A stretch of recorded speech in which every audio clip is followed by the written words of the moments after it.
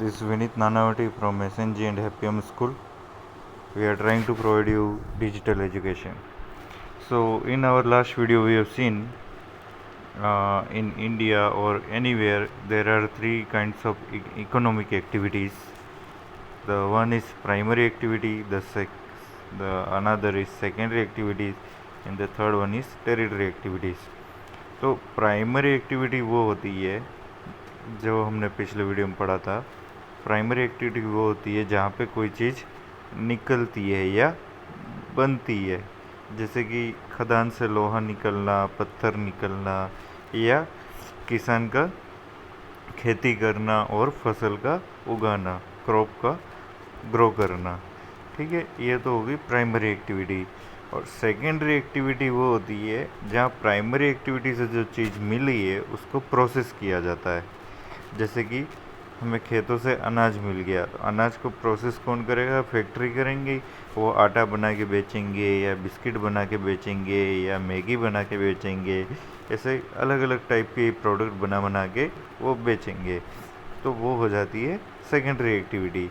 और तीसरी economic activity आती है, वो है टेरिटरी एक्टिविटी। टेरिटरी एक्टिविटी मतलब जो प्राइमरी एक्टिविटी और सेकेंडरी एक्टिविटी दोनों को सपोर्ट करता है। जैसे कि अपनी बैंक हो गई, ट्रांसपोर्ट सिस्टम हो गया। ठीक है, बैंक मतलब बैंक किसानों को भी लोन दे सकता है और फैक्ट्रीज को भी लोन दे सकता है, दोनों को सपोर्ट कर रहा है। ट्रांसपोर्ट सिस्टम वाला क्या करेगा कि किसानों को कुछ लाना ले जाना है तो जो अपने ट्रक वगैरह में अनाज आता जाता है। ठीक है, और यही काम फैक्ट्री वालों के लिए भी, जो भी प्रोडक्ट बन जाता है वो ट्रांसपोर्ट में एक जगह से दूसरे जगह ले जाते हैं। तो इस टाइप की एक्टिविटीज़ आती है, वो टेरिटरी एक्टिविटीज़ आती है। फिर हमने पढ़ा था एरेबल लैंड क्या होता है, कि जहाँ पे खेती हो सकती है, ऐसी ज़मीन जहाँ पे फसल उग सकती है, क्रॉप्स कैन ग्रो, वो कहलाती है arable land. ARABLELAND, ARABLE, arable. ठीक है, ये तो अपना रिवीजन हो गया। अब अपने पास एग्रीकल्चर जो अपनी कल्ट है, यानी कि जो उत्पादन वाले, जो हमने पढ़ा था ना, एग्रीकल्चर दो टर्म से बना है। एग्री यानी कि क्या है, और कल्ट यानी कि क्या है, यहाँ पढ़ा था अपन ने। एग्री लैटिन वर्ड है, एग्री का मतलब है मिट्टी, और कल्चर का मतलब है कल्टीवेशन, यानी कि उसमें उगाना या टिलिंग ऑफ सोइल, उसको उपजाऊ बनाना। ठीक है, एग्री का मतलब मिट्टी। और तो ये जो कल्चर है, जो टिलिंग है या जो भी कल्टीवेशन है, वो अपन ने 6 प्रकार के होते हैं, और 5 प्रकार के होते हैं, 5 टाइप्स के कल्चर होते हैं। तो फर्स्ट है एग्रीकल्चर। एग्रीकल्चर में वो साइंस जिसमें अपन क्या उगाते हैं? क्रॉप को उगाते हैं, वो होती है एग्रीकल्चर। दूसरा आता है एस से है सेरिकल्चर। सेरिकल्चर मतलब जिसमें अपन सिल्क बनाते हैं। सिल्क किसके बनता है? सिल्क का एक कीड़ा आता है, सिल्क वर्म। ठीक है, ये सिल्क वर्म से सिल्क बनता है। ठीक है, वो होता है S for silk, S for seri. फिर तीसरा आता है पिस्की कल्चर।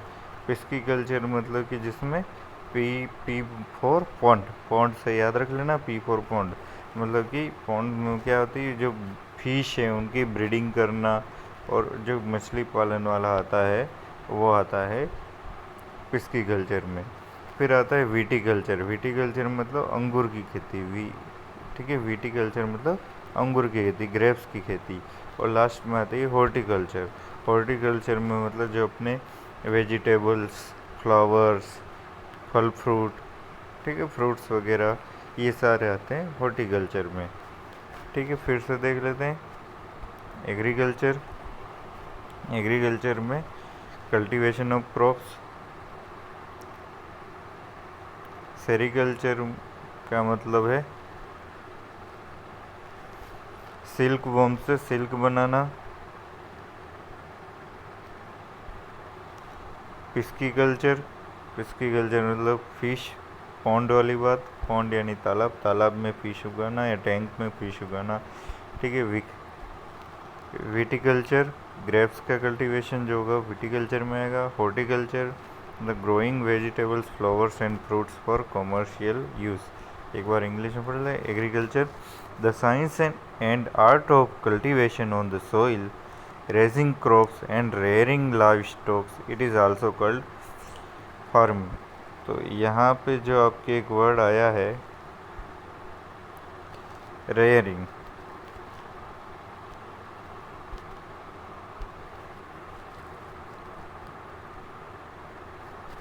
रेयर रेयर मतलब होता है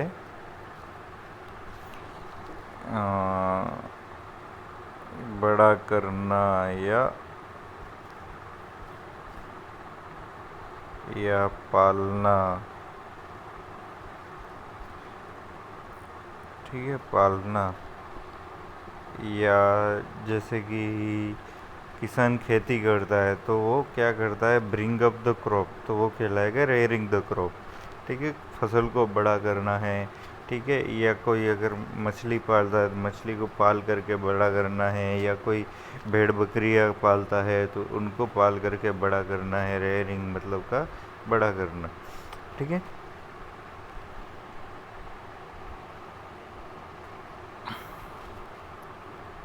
pisciculture, sericulture, commercial rearing of silk worms. Silk worms, worms का मतलब होता है, फिर से देख लेते हैं, वर्म्स WRM, वर्म्स का मतलब होता है कीड़ा, सिल्क यानी सिल्क का कीड़ा,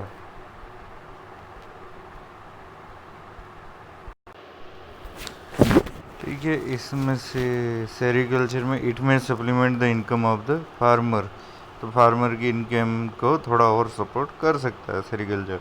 फिस्कीकल्चर, breeding of fish in specially constructed tanks and ponds, मतलब टैंक और पॉन्ड में फिश की खेती करना, मतलब खेती करना तो उनको ब्रीड करना, हाइब्रिड करना, वो सब।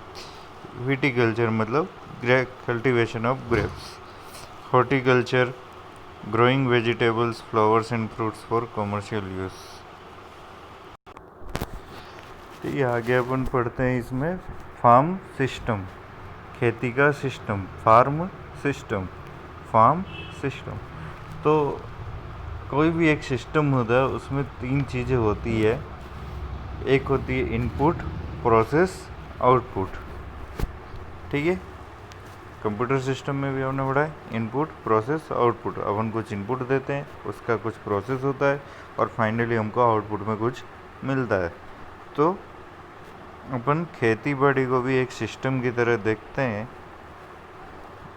ठीक है, इसको भी एक सिस्टम की तरह देखते हैं। तो उसमें ये हो गया इनपुट, प्रोसेस और आउटपुट। तो इस सिस्टम में if we see agriculture as a system, तो हमारे पास इनपुट क्या होगा कि खेती बाड़ी कर रहे तो इनपुट क्या होगा कि अपन सबसे पहले क्या लाएंगे, बीज लाएंगे। तो सबसे पहला इनपुट हो गया अपना सीड्स, ठीक है। दूसरा इनपुट जो अपना बनेगा वो रहेगा, जैसे कि आपने मिट्टी जो सोइल है उसमें आपने फर्टिलाइज़र डाला है, ठीक है। तो जो फर्टिलाइज़र डाले हैं वो। तीसरा इनपुट जो आपका बनेगा वो है, अगर आप पानी डालते हो इरिगेशन के लिए तो वो भी एक इनपुट है। और आगे बढ़ते हैं तो अपन क्या डाल सकते हैं, ये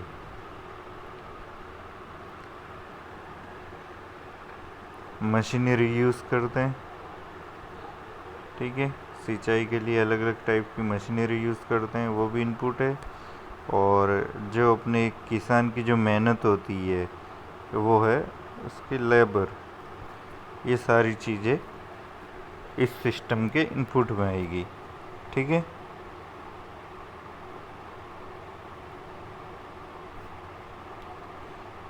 अब दूसरा पॉइंट आता है इसमें प्रोसेसिंग, कि प्रोसेस इस सिस्टम में, प्रोसेस में क्या होगा। एक तो पानी ले आए, इनपुट है, पर पानी पिलाना यानी कि इरिगेशन का काम हो गया वो प्रोसेसिंग में, ठीक है। प्लोइंग का काम हो गया, यानी कि मिट्टी को उलट पुलट करना सबसे पहले, वो भी हो गया प्रोसेसिंग में। फिर सोइंग यानी कि उस फसल को बोना यानी कि सीड्स डालना, वो भी हो गया ये प्रोसेस में, ठीक है। फिर वीडीसाइड्स जो अपन डालते हैं, जो फालतू की खरपतवार उगाती है, मतलब जो फसल के अलावा जो फालतू के पौधे उगाते हैं जो कि अपने किसी काम के नहीं है, उसको हटाने के लिए, उसको रिमूव करने के लिए अपन वीडीसाइड्स का यूज़ करते हैं। तो वीडीसाइड्स कैसे कर दें, या इस पर दवाई का छिड़काव कर दें, तो स्प्रेइंग, ये सारी होती है प्रोसेस। और आगे बढ़े तो हार्वेस्टिंग भी एक प्रोसेस है। हार्वेस्टिंग, थ्रेसिंग, ये सारी चीज़ें प्रोसेस में आ जाती है, ठीक है। और ये सब करने के बाद हमको आउटपुट क्या मिलता है, कि हार्वेस्टर और थ्रेसिंग से जो आउटपुट मिलता है वो क्या होती है, ये क्रॉप या अनाज, क्रॉप के बंडल,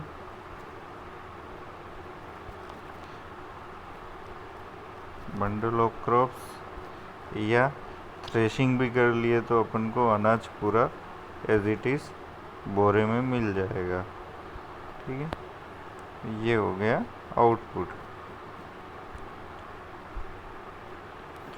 अब इनपुट को दो भागों में बांट दिया। फिजिकल इनपुट यानी कि जो नेचर से हमें मिल जाते हैं, प्रकृति से मिल जाते हैं, वो है सोइल, मिट्टी मिल जाती है, रेनफॉल, बारिश मिल जाती है, सनशाइन, सूरज की रोशनी मिल जाती है, टेम्परेचर मिल जाती है। और जहाँ किसी किसी खेत में, जैसे कॉफ़ी की खेत में या चाय के खेत में स्लोप की ज़रूरत रहती है, तो वो स्लोप मिल जाता है, ठीक है। और ह्यूमन इनपुट मतलब किसान क्या क्या करता है कि स्टोरेज के लिए गोदाम अवेलेबल कराता है, लेबर करता है, खुद मजदूरी करता है, मशीनरी ला के देता है, केमिकल्स ला के देता है, पानी ला के देता है, ये सारे ह्यूमन इनपुट हैं।